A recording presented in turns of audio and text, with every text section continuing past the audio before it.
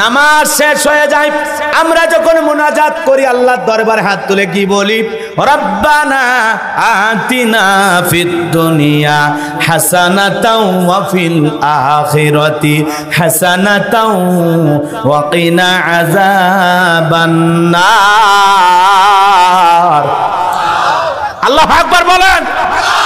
সূরা বাকারার 201 নম্বর আয়াত আল্লাহ রাব্বুল আলামিন বলেন, আল্লাহ রাব্বুল আলামিনের কাছে আমরা ডেকে বললাম, হে আমাদের রব, আমাদেরকে দুনিয়ার কল্যাণ দান করো, আখিরাতের কল্যাণ দান করো, আর কঠিন জাহান্নামের আগুন থেকে মুক্তি দাও। জোরে কোন আমিন।